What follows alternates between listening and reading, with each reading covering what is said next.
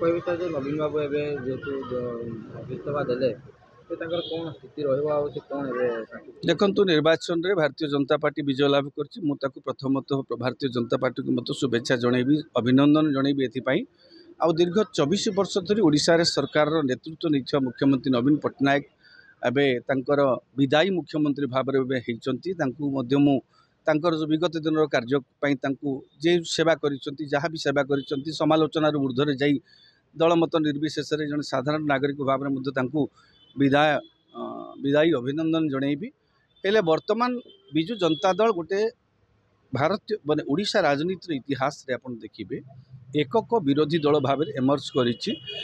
ସରକାରରେ ଥିଲା ଏବଂ ବର୍ତ୍ତମାନ ବିରୋଧୀ ଭୂମିକାକୁ ଦୀର୍ଘ 24 ବର୍ଷ ପରେ ଆସିଛି ଏବଂ ତାର ବର୍ତ୍ତମାନ ମୁଖ୍ୟମନ୍ତ୍ରୀ ମଧ୍ୟ 2ଟି ଆସନ ମଧ୍ୟରୁ ଗୋଟିଏ ଆସନରେ ବିଜୟ ଲାଭ କରିଛନ୍ତି।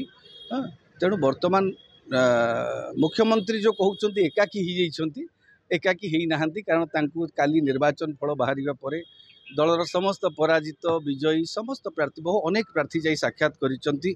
ତାଙ୍କୁ ମୁଖ୍ୟମନ୍ତ୍ରୀ ମଧ୍ୟ ତାଙ୍କୁ ଆଶ୍ୱାସନ ଦେଇଛନ୍ତି ଆମେ ସେବା କରିଥିଲେ, ଏଇଟା ଗୋଟେ ରାଜନୀତିରେ ଏମିତି ହୁଏ, ଆମେ ସମସ୍ତେ ବର୍ତ୍ତମାନ ଆମ ସେବା ଯେମିତି କରୁଥିଲେ ସେମିତି କୌଣସି ନିରାଶ ନ ହୋଇକରି କରିବା ବୋଲି ମୁଖ୍ୟମନ୍ତ୍ରୀ କହିଛନ୍ତି। ତେଣୁ ମୁଖ୍ୟମନ୍ତ୍ରୀଙ୍କର ଗୋଟେ ପରିବାର ବି ଅଛି। ମୁଖ୍ୟମନ୍ତ୍ରୀ ନିଜେ ତାଙ୍କର ଦିଲ୍ଲୀରେ ମଧ୍ୟ ଭାଇ ଅଛନ୍ତି, ପୁତୁରା ଅଛନ୍ତି, ତାଙ୍କର ବି ନିଜର ସହକର୍ମୀ ମାନେ ଏଠି ଅଛନ୍ତି, ସହଯୋଗୀ ମାନେ ଅଛନ୍ତି। ତେଣୁ ତାଙ୍କର ଦାୟିତ୍ୱ ନେବାରେ କିଛି ଅସୁବିଧା ନାହିଁ। ନବୀନ ପଟ୍ଟନାୟକ ବିଜୁ ପଟ୍ଟନାୟକଙ୍କ ପୁଅ, ସେ ସେମିତି କିଛି ଅସହାୟ ଅବସ୍ଥାରେ ଏବେ ନାହାନ୍ତି। ତାଙ୍କର ଯତ୍ନ ନେବା ପାଇଁ କିଏ ଯଦି କେହି ଯତ୍ନ କେବଳ ନେଉଥିଲେ ବୋଲି ଆମେ କହିବା ଯେ ବର୍ତ୍ତମାନ ନିର୍ବାଚନରେ ହାରିଗଲେ ତାଙ୍କର କିଏ ଯତ୍ନ ନେବେନି, ସେମିତି କିଛି କଥା ନାହିଁ। ମୁଖ୍ୟମନ୍ତ୍ରୀ ବର୍ତ୍ତମାନ ଆପଣ ଦେଖିବେ ଗତ 2 ଦିନ 3 ଦିନ ଧରି ଲୋକମାନଙ୍କର ଆକ୍ରୋଶ ଜଣକ ବିରୁଦ୍ଧରେ, ଜଣକ ନାଁରେ ସମସ୍ତେ ଆକ୍ରୋଶ କରୁଛନ୍ତି। ଜଣକ ଯୋଗୁଁ ହାରିଗଲା ବିଜୁ ଜନତା ଦଳ ଏବଂ ମୁଖ୍ୟମନ୍ତ୍ରୀଙ୍କ ପ୍ରତି ସେମାନଙ୍କର ସିମ୍ପାଥି, ମୁଖ୍ୟମନ୍ତ୍ରୀ ପ୍ରତି ସମ୍ମାନ, ସେମାନେ ଯେଉଁ ବିଦାୟୀ ମୁଖ୍ୟମନ୍ତ୍ରୀ ନବୀନ ପଟ୍ଟନାୟକ ତାଙ୍କ ପ୍ରତି ସେମାନଙ୍କର ସମ୍ମାନଟା ଏପର୍ଯ୍ୟନ୍ତ କମେଇ ନାହାନ୍ତି।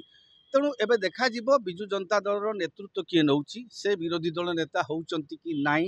ଯେହେତୁ ଦଳର ନେତା ବା ବିରୋଧୀ ଦଳ ନେତା ଭାବେ କାହାକୁ ଦଳର ବରିଷ୍ଠ ନେତାଙ୍କୁ ଦାୟିତ୍ୱ ଦେବେ, ସେ ଏଠି ରହିବେ କି ଦିଲ୍ଲୀରେ ଯାଇକରି ରହିବେ କି କ'ଣ କରିବେ, ସେ ପରବର୍ତ୍ତୀ କାର୍ଯ୍ୟକ୍ରମରୁ ଜଣାପଡ଼ିବ। ଏବେ ତ ଶୁଣାଗଲାଣି ତାଙ୍କ ପୁତୁରାଙ୍କର ଫେସବୁକ୍ରେ ମଧ୍ୟ ପୋଷ୍ଟ ଆସିଲାଣି ବୋଲି ଦେଖାଯାଉଛି। ସେଇଟା କେତେ ଦୂର ସତ କେତେ ଦୂର ମିଛ ଜାଣିନା ଆମେ, କିନ୍ତୁ ମୁଖ୍ୟମନ୍ତ୍ରୀଙ୍କ ବା ନବୀନ ପଟ୍ଟନାୟକଙ୍କୁ ବର୍ତ୍ତମାନ ବିଦାୟୀ ମୁଖ୍ୟମନ୍ତ୍ରୀଙ୍କର ସେବା ଯତ୍ନ କରିବାରେ କୌଣସି ଅସୁବିଧା ହେବନି। କାରଣ ଯିଏ ରାଜନୀତିରୁ ଯାଆନ୍ତି, ରାଜନୀତିରେ ହାରଜିତ ଲାଗିଛି। ଯିଏ ଆଜି ଦିନ ପରେ ରାତି, ରାତି ପରେ ଦିନ ଭଳି ଯିଏ ଆଜି ରାଜା ଆସନରେ ବସିଛି, ସେ କାଲି ନିଶ୍ଚୟ ଓହ୍ଲେଇବ। ଗଣତନ୍ତ୍ର ଇଏ। ତେଣୁ ଗଣତାନ୍ତ୍ରିକ ବ୍ୟବସ୍ଥାରେ ଜନମତକୁ ସମ୍ମାନ ଦେଇକି ମୁଖ୍ୟମନ୍ତ୍ରୀ କାଲି ତାଙ୍କର ମନ୍ତବ୍ୟ ବି ଦେଇଛନ୍ତି। ଓଡ଼ିଶାର ଜନସାଧାରଣଙ୍କୁ ଧନ୍ୟବାଦ ବି ଦେଇଛନ୍ତି ଏତେ ଦିନ ସେବା କରିବାର ସୁଯୋଗ ଦେଇଥିବାରୁ।